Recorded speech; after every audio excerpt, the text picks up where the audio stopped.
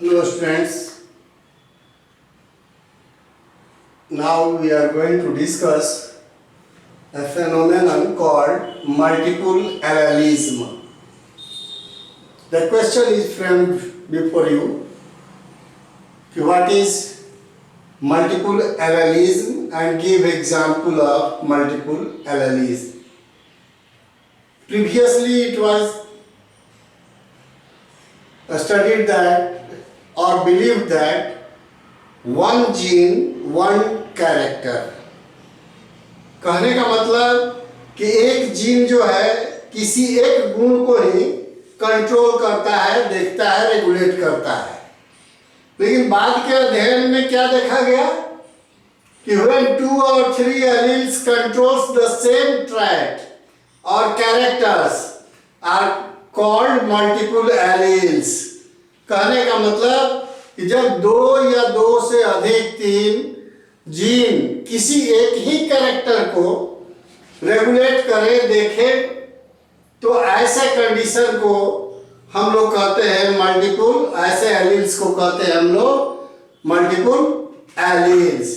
2 या 3 जीन मिलकर, एलील मिलकर किसी एक ही कैरेक्टर को जब रेगुलेट करें तो ऐसे कंडीशन को, ऐसे एलील को हम कहते हैं मल्टीपल एलील्स।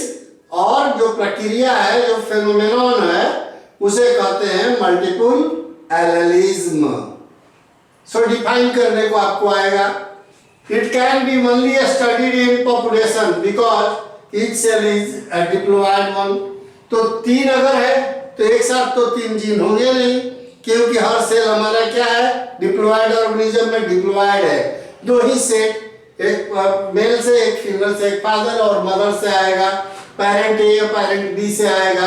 तो इसलिए हम लोग जानते हैं कि इसे कहाँ अध्ययन करेंगे, तो पॉपुलेशन में हम लोग करते हैं। जैसे अदर एग्जाम्पल क्या है, skin colour in human beings. 3 gene है, ए बी बी सी सी। ये जब डोमिनेंट रहेंगे तो ये कंट्रोल करेंगे निग्रो का कलर। उसके बाद small A B B C C जब सब मिलेंगे तो अलग तरह के 64 types of colour shades are there, result आता है, बाद में बात करेंगे। एबीओ ब्लड ग्रुप सिस्टम यहाँ है, यह भी मल्टीपल एलेलिज्म का है कि आई जीन 3 तरह के हैं और तीनों मिलकर क्या देख रहे हैं, कैरेक्टर, ब्लड ग्रुप डिसाइड कर रहे हैं। तो these 2 are the good example of multiple allelism. अब एक और देखा गया कि a single gene can regulate more than 1 character.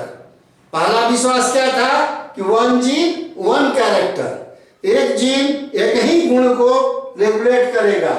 लेकिन ऐसा भी पी प्लांट में देखा गया कि जीन तो एक ही है, लेकिन वो साथ ही साथ 2 कैरेक्टर को रेगुलेट कर रहे हैं। देखिए कैसे, जैसे जब क्रॉस हुआ पी प्लांट में स्टार्च सिंथेसिस के बारे में, तो स्टार्च सिंथेसिस एक गुण हुआ कि इसके लिए जीन जो था होमोजाइगस कंडीशन में capital B, it regulates the large starch grain synthesis because the gene works in a very efficient manner.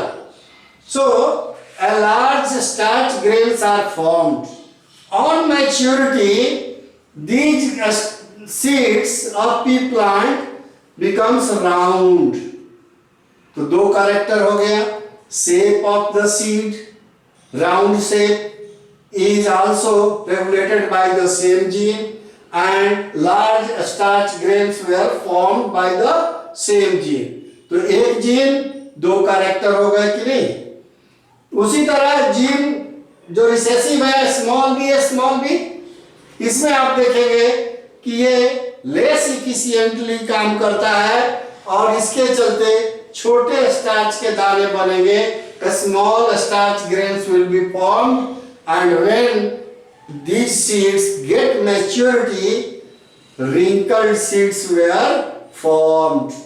Or in this way, the wrinkled seeds are due to less efficiently working or functioning of the recessive gene BB. a small starch grains and wrinkles seed shape is formed. So as in consideration with a starch synthesis and shape of the seed is decided by the same BB gene having the two alleles. The starch synthesis in pea seeds is controlled by one gene with two alleles B and B. तो आप देख रहे हो ये दोनों मिल करके decide करते हैं and is a good example that one gene or may regulate more than one trait or function.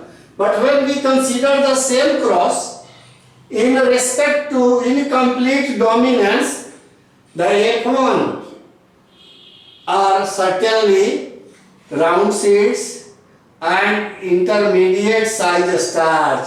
अब देखो जब size of starch granule consider करेंगे तो सेम क्रॉस F1 में intermediate between the two parent आ जा रहा है, डोमिनेंट और रिसेसिव के बीच का साइज आ जा रहा है स्टार्च का F1 में। तो यह एक गुड एग्जांपल किसका है? इनकम्प्लीट डोमिनेंस का भी है। F1 की जब बात करेंगे और जब हम साइज ऑफ स्टार्च ग्रैन्यूल्स को कंसीडर करेंगे कैरेक्टर, तो this is the good example of seeds will be round and the starch grains will be of intermediate size in between the two parents, and therefore is a case of incomplete dominance in F1.